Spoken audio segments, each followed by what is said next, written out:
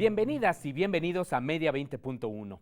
Tuvimos una reforma constitucional en materia de telecomunicaciones y radiodifusión que incorporó el tema de los derechos de las audiencias. Sí, usted como televidente, como radioescucha, usted tiene derechos, pero estos derechos son poco conocidos. Actualmente hay un debate interesante, ya no un litigio, hay que decirlo, sobre los alcances de los derechos de las audiencias. Y queremos ponerlo al día sobre lo que está ocurriendo. Pues, por ejemplo, este derecho a la no discriminación en los contenidos de la radio y de la televisión, este derecho de réplica, entre otros. Para esto vamos a platicar, a conversar en esta ocasión con dos defensores de audiencias. Uno de ellos, aquí justo, el de TV UNAM, Guillermo Montemayor, que también es defensor de las audiencias de Radio UNAM. También vamos a platicar con Mercedes Olivares. Ella es la defensora de las audiencias de radio y televisión de Aguascalientes. Es muy importante que conozcamos lo que está ocurriendo también en otras entidades de la República Mexicana para saber allá cómo se está viviendo el tema de los derechos de las audiencias. Y más aún ante estos asuntos polémicos, por ejemplo, esto de las mañaneras, ¿es un derecho de la audiencia? Pues, ¿por qué no? Hay que debatirlo. Esto y otros temas, por ejemplo, lo que se ha dicho sobre la cobertura periodística de Culiacán, es un derecho, por ejemplo, conocer estos detalles que se han dado a conocer justo en estas mañaneras del presidente López Obrador. En fin, hay mucho que debatir, mucho que analizar sobre este tema. Antes de platicar con nuestros invitados, le invito a ver las noticias que para Media 20.1 fueron las más relevantes de los últimos días. El presidente Andrés Manuel López Obrador aseguró que su administración no es la responsable de la viralización de los hashtags prensa prostituida, prensa sicaria y prensa corrupta, que se utilizaron para atacar a medios y periodistas en redes sociales el pasado fin de semana. En contraparte, el gobierno federal asegura que se trató de ataques de bots y cuentas falsas relacionadas a actores políticos disidentes. Veamos las declaraciones de Alejandro Mendoza Álvarez, titular de la Unidad de Información y Vinculación Tecnológica de la Secretaría de Seguridad y Protección Ciudadana. Del análisis de las redes de vínculos se encontró que las granjas de bots que corresponden a ese 26%, se identificó una cuenta Mother, que se conoce Motherbot, que es la cuenta origen, asociada a @tumbaburros, cuya identidad corresponde a Jeff Scott Sesco, y se observó una importante actividad de lo que se conocen child bots o nodos de Aurelio Nuño Mayer, Juan Carlos Romero Hicks y Luis Calderón Zavala. Es cuanto, presidente. Hay que mencionar que las personas señaladas como responsables, Aurelio Nuño, Juan Carlos Romero Hicks y Luis Calderón, se deslindaron de estos hechos. En este mismo contexto, vale la pena señalar que esta semana estuvo en nuestro país una coalición conformada por 17 organizaciones internacionales defensoras de la libertad de expresión e información. El motivo, hacer un llamado para disminuir el índice de impunidad en los crímenes contra periodistas y proponer mecanismos de protección, pedir una explicación en torno a los nuevos casos de espionaje digital registrados entre abril y mayo de este año, y solicitar al presidente que deje de confrontarse con la prensa en las conferencias mañaneras. También es cierto que hicimos hincapié en esta reunión en específico en la necesidad de reconocer que las mañaneras sí pueden ser un foco de vulnerabilidad y de riesgo para los periodistas, dado que son un momento en el que se origina y se gestiona la violencia en contra de la prensa. Hicimos hincapié en reconocer, en que se reconociera incluso que finalmente estos hashtags de prensa sicaria y prensa prostituida no se hubieran originado si no hubiera sido a partir de un discurso estigmatizante por parte del presidente. Ella es Ana Cristina Ruelas, directora de la organización Artículo 19, en su oficina para México y Centroamérica. Por su parte, el presidente López Obrador señaló que él no estigmatiza a los periodistas, sino a la corrupción. Nunca he utilizado un lenguaje que estigmatice a los periodistas. Yo quiero estigmatizar a la corrupción, no a los periodistas. Aquí lo que hay siempre es un diálogo circular y antes no se acostumbraba a esto porque la prensa estaba sometida en México. con honrosas excepciones. En otras noticias, la emisora pública de radio y televisión española lanzará su plataforma de streaming en América Latina, Estados Unidos y Canadá en el 2020. El proyecto se llama RTVE Play y permitirá acceder a contenidos audiovisuales de alta calidad que solo se transmiten de manera libre en España. La aplicación funcionará mediante una suscripción mensual y estará disponible para cualquier tipo de dispositivo móvil. Por otra parte, Twitter prohibirá la publicidad política a través de su plataforma a nivel global. De acuerdo con Jack Dorsey, director ejecutivo de la red social, la compañía tomó la decisión argumentando que el alcance del mensaje político debe ganarse, no comprarse. La medida será implementada a partir del próximo 22 de noviembre de este 2019. En la recomendación de la semana, les sugerimos darle oído a Está Vivo, un nuevo programa del Instituto Mexicano de la Radio que se transmite por Reactor 105.7 de FM. Este nuevo espacio de mucho rock, cine y ciencia ficción es conducido por Luisa Iglesias y lo podrán escuchar a diario de 6 a 7 de la mañana. Le informamos que el escritor, periodista, ensayista y crítico literario José de la Colina murió esta semana a los 85 años. José de la Colina fue fundador y colaborador de Milenio Diario, donde muchos años escribió su columna Inmortales del Momento. Actualmente escribía para el suplemento Laberinto. En paz descanse.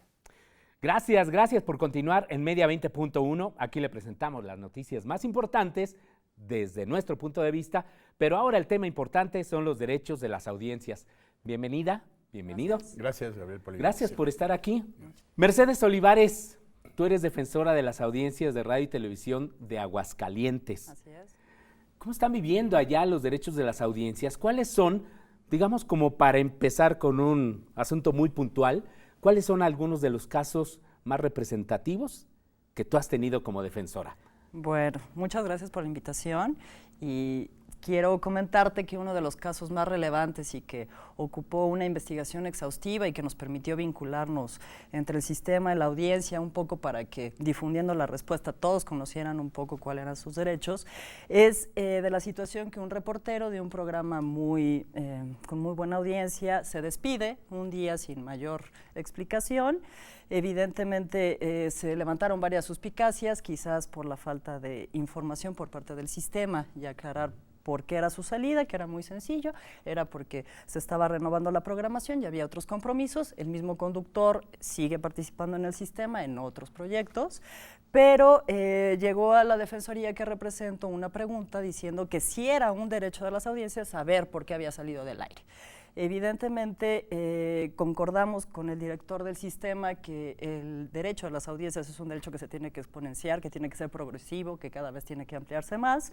Entonces le preguntamos al sistema, a las áreas competentes y al propio conductor cuál había sido la causa y en efecto llegaron a la misma conclusión y coincidieron que era por el bienestar de la programación del sistema, que había que renovarse. Se había firmado un convenio con 2 países importantes y entonces él mismo había dado la oportunidad de que se renovara su programa. Pero eso fue un gran reto, el saber si había existido censura o no, que en este caso no la hubo. Y por ejemplo, el tema de la censura, ¿en qué se relaciona con el derecho de la audiencia?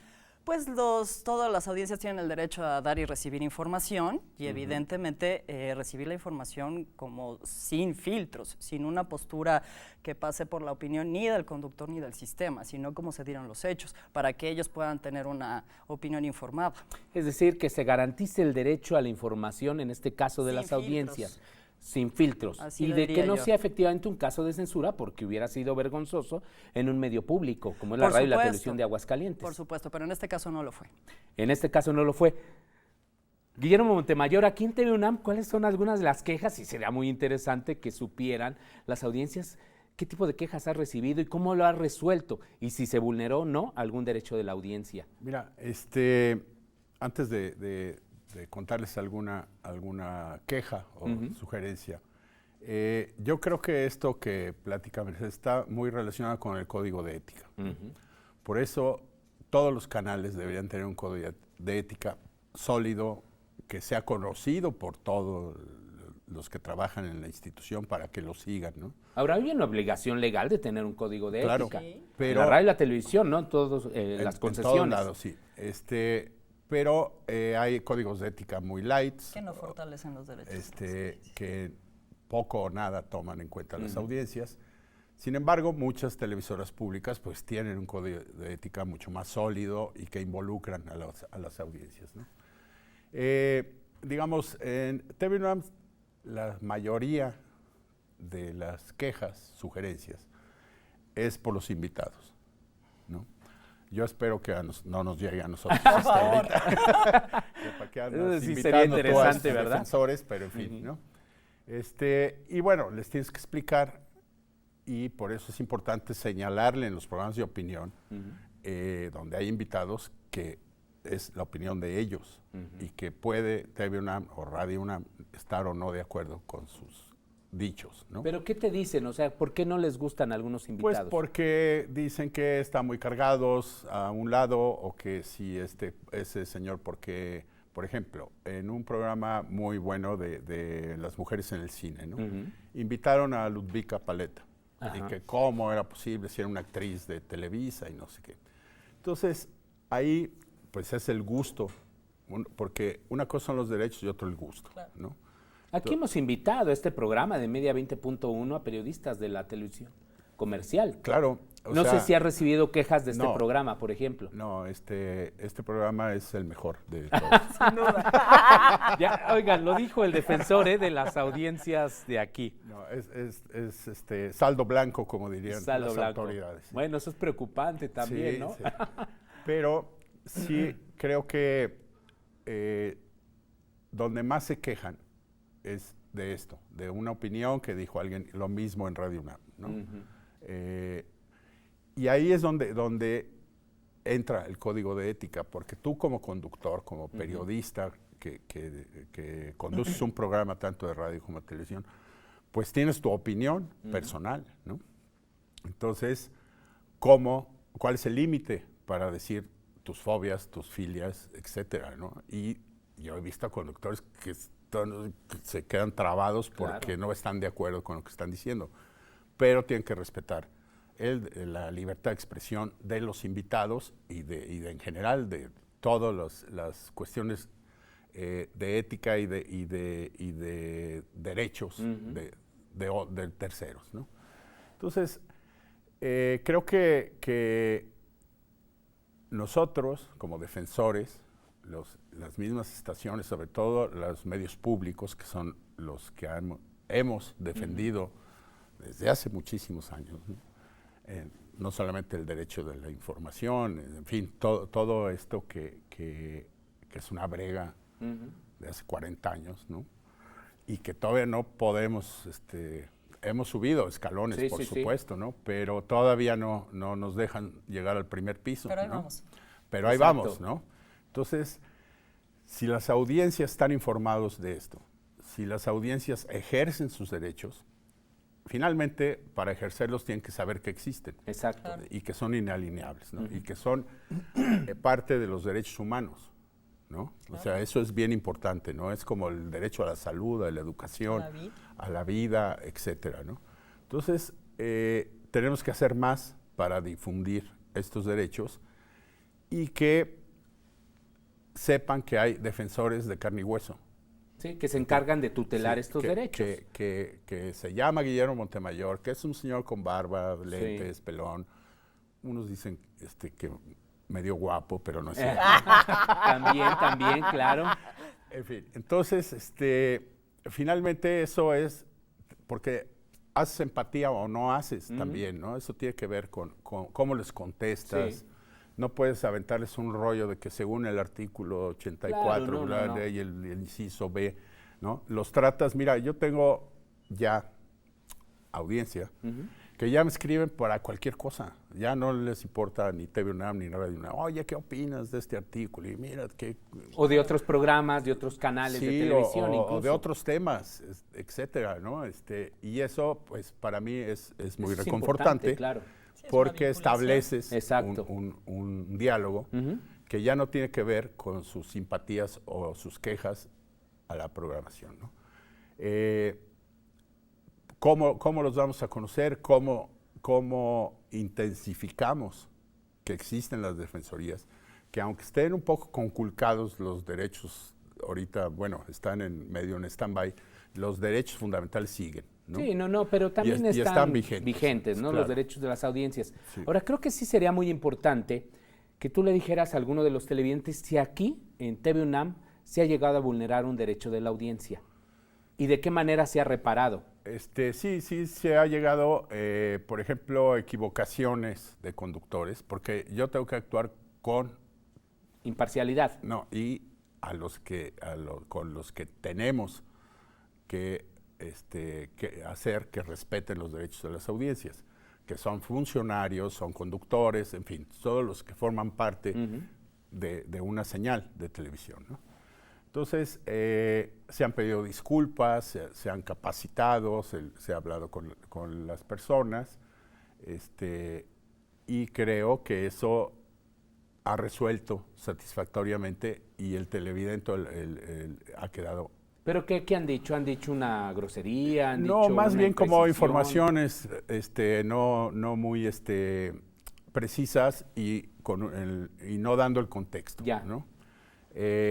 Tuvimos, por ejemplo... Ahí, por ejemplo, ahorita ya casi tenemos que irnos al corte, pero Sí. por ejemplo, ¿ahí qué derecho se vulneró específicamente? Es un derecho de precisión, digamos, ¿no? De precisión en la información. O sea, no es información suficientemente completa, es decir, no se garantiza O plenamente el derecho a la equivocada, información, ¿no? y eso es una vulneración. Bueno, vamos a platicar más sobre algunos de estos casos y cómo andamos ahora con esto de los derechos de las audiencias, así que no se vaya. Le agradecemos mucho que siga en Media 20.1. Escríbanos, también quéjese de este programa, que no le gusta o que sí le gusta, claro, nos gustaría saberlo. Y también aquellos temas que a usted le gustaría que se abordaran en Media 20.1. Ejerzamos nuestros derechos. ¿O no, Mercedes? Por supuesto. Nuestros derechos, decía Guillermo Montemayor, como audiencia se relacionan con los derechos humanos. Aquí hemos hablado de libertad de expresión, de derecho a la información. ¿Qué otros derechos consideras tú que son los más relevantes para que también la audiencia, si bien es cierto que quizás muchos de ellos ya están familiarizados, pero habrá otros que por primera vez mencionen esto o sepan de esto? Perdón. Bueno, yo creo que en efecto es como un gran globo los derechos humanos y un pequeño vertiente son los derechos de las audiencias. Y el derecho a la información es lo que se llama un derecho llave, ¿no? O hacerlo progresivo y exponenciarlo o vulnerarlo es como un efecto dominó con otros derechos. ¿Cuáles son otros derechos? Evidentemente el derecho a la réplica. Si yo considero que se ha vulnerado mi fama pública por algún medio en cierto tiempo, tengo el derecho de presentar lo que sería como mi defensa, justamente en las mismas condiciones en las que se me pudo haber vulnerado. Este es un derecho que se ejerce mucho en época electoral. Claro. El derecho a la réplica, inclusive candidatos contra ciudadanos, ciudadanos con candidatos. Entonces creo que para mí, desde mi perspectiva, esto es como el derecho reina del derecho de las audiencias. Y lo más importante es eso, a recibir, como te comentaba anteriormente, información sin filtro, un poco lo que comentaba el defensor, que las audiencias tienen...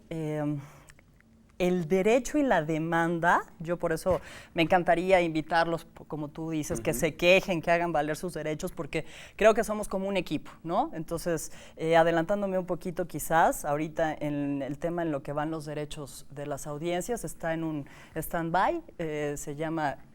la palabra técnica jurídica es subjúdice. ¿Qué quiere decir eso? Que todavía está en revisión de algún órgano jurisdiccional para dar la última sentencia que sea Pero esto a partir inatacable. justo de un amparo que presentó la Asociación Mexicana Los de eternos Defensorías de las defensores Audiencias. Exactamente, pero finalmente la ley sigue en los derechos de las audiencias. Lo que no tenemos es, y eso fue parte, ¿no?, del amparo que se presentó, una instancia, un órgano que se encargue de su tutela plena. ¿O no, Mercedes?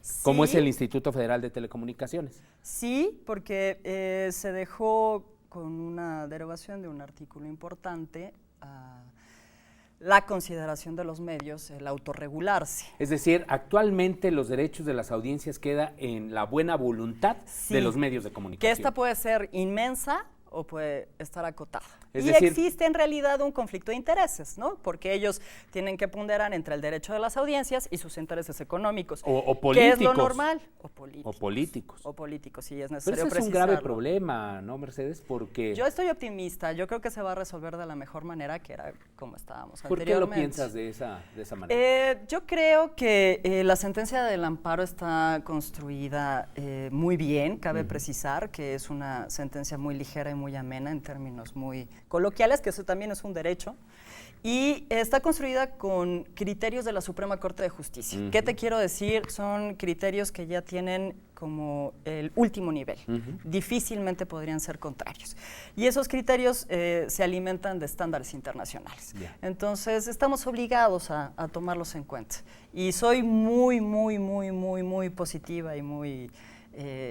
creo firmemente en la Suprema Corte de Justicia en este sentido, porque creo que también ya la audiencia ha entendido que tiene el poder, ¿no? En realidad, independientemente de lo que se resuelva, yo creo que estamos los defensores pues dispuestos evidentemente a la defensa de esos derechos, queremos vincularnos de la mejor manera y ya nada más falta que las audiencias ejerzan su derecho. Entonces, Sí, independientemente de lo que suceda, ejerciendo sus derechos. Que eso es muy importante. Quizá nada más también como un dato hay que decirle a la audiencia que hubo una contrarreforma, es decir, estaban garantizados estos derechos de las audiencias en la ley secundaria, después de esta reforma constitucional que le hablamos al principio de este programa, pero después, por presión de la industria, sobre todo porque no les gustaba esto de presentar la información, la publicidad, propaganda como información periodística o noticiosa, lo combatieron y entonces dejaron todo el ámbito de la autorregulación. Cuando antes sí teníamos al Instituto Federal de Telecomunicaciones, se presenta este amparo que nos ha comentado Mercedes y pues bueno, todo se queda en el ámbito de la autorregulación. ¿Ibas a decir algo, Guillermo? Yo creo que en este impasse y antes, pues, en los medios públicos hay esta voluntad de que la audiencia ejerza sus derechos a pleno, como si no estuviera en controversia, etcétera, ¿no? Entonces, creo que esa obligación de los defensores, independientemente de sobre todo en los públicos, pues creo que es el único lugar donde hay defensores, ¿no? No, también digo, hay que decir que la Cámara de Radio y Televisión tiene un defensor, sí, ¿no? pero un defensor para 1000 y tantas emisoras de radio y televisión. Sí, pero bueno, yo no sé si lo ejercen o no lo ejercen. No sabemos, ahí no hay sabemos. transparencia, por ejemplo. Pero es que asumamos que están vigentes independientemente de que no haya que el IFT no sea tutelar de esos derechos en este impasse, digamos. No, ahí están y se ha tomado la decisión de que si hay o no hay esta cuestión legal, de todas maneras las audiencias tienen sus derechos de pleno, ¿no? Y eso es importante, ¿no? Creo que es un compromiso muy sólido de los medios públicos. La responsabilidad social. Sí, y que se ejerzan en pleno y ellos no tienen por qué saber que hay un amparo y esto, o sí saber, pues, para apoyar, pero pues ellos tienen sus derechos, no está conculcado ningún derecho para ellos, ¿no? Y lo que es importante es que los ejerzan, ¿no? Eso es importante. Y nosotros, los defensores y las estaciones, tanto de radio y televisión públicas en este caso, pues tenemos también una responsabilidad y una obligación de darlos a conocer lo que más podamos, ¿no? Que estén enterados de todo esto y de que se les va a responder en tiempo y forma y esto tiene que ver también con la alfabetización mediática, ¿no? Exactamente. Entonces, hemos hecho campañas, todo el mundo, y creo que ahora, quiero aquí dar una noticia. Adelante. Por favor. Que la AMDA, la Asociación Mexicana de Defensoría de las Audiencias. De las audiencias, que también somos parte de la OID, ¿no? De la Organización Interamericana de Defensoras y Defensores de las Audiencias. Va a tener su propia página web que va a ser patrocinada y promovida por TV UNAM. Ah, esa es una muy buena noticia. Entonces, próximamente yo espero que no pase, que en diciembre la tengamos ya disponible, en donde evidentemente van a entrar todas las defensorías que quieran, ¿no? Con sus links, con sus cosas, y que todos los informes de todos los defensores, que es parte también fundamental de las obligaciones de los defensores, pues estén publicadas siguiendo la ley de transparencia y rendición de cuentas, y que, bueno, nosotros estamos obligados a cada 6 meses, incluso yo pongo todo lo que me dicen, ¿no? Sí. Lo que ellos Sin me reserva. dicen, sin ninguna reserva, ¿no? A quién se la mandé, qué me contestó, si no estoy de acuerdo, pues le replico al que me contestó. Para mí, en el caso de la tele, es muy fácil decir qué está pasando, ¿no? Porque llevo 40 años haciendo televisión. En radio, nunca he hecho radio, entonces ahí, a ver si un día me invitas a hacer radio. Muy bien. Bueno, también, todo lo que dicen está publicado, hay un informe de actividades, entonces pueden consultar las páginas de la Defensoría, supongo que en Aguascalientes es lo mismo.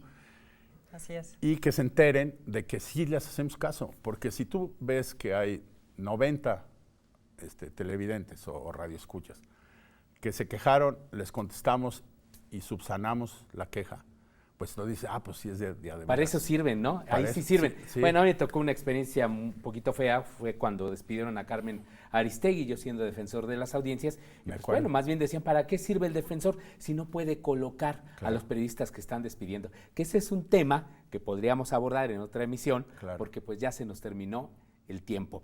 Aquí lo importante entonces es de que usted como audiencia sepa que tiene derechos y que cuando hay alguna vulneración que se vincula, por ejemplo, con los derechos humanos, discriminación, cosificación de la mujer, la no equidad, la no pluralidad política, etcétera, etcétera. Bueno, eso puede ser sujeto, si usted ve en esa programación, sujeto de una intervención del defensor, de la defensora de la audiencia, para que tome cartas en el asunto y corrija, se repare el daño, que eso es parte de lo que buscamos, los defensores de las audiencias. Para cerrar, ¿dónde te pueden localizar, Mercedes? Está el vínculo de la Defensoría en la página del Sistema de Radio y Televisión de Aguascalientes, que es www.rita.aguascalientes.gov.mx. Ahí hay un link para la Defensoría de las Audiencias y está mi teléfono para cualquier duda o sugerencia, como decía el defensor, inclusive de la materia que sea. Muy bien, perfecto. Guillermo. Bueno, es defensor de audiencia.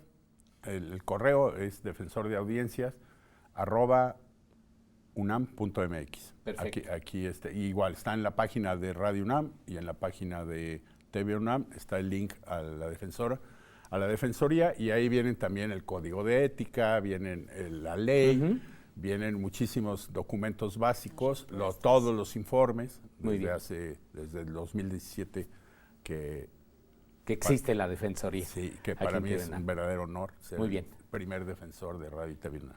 Pues muchísimas gracias, Guillermo, Mercedes, por estar aquí en Media 20.1, y muchísimas gracias a usted. Ejerza sus derechos como audiencia, como dicen por allá en nuestro canal, no se deje.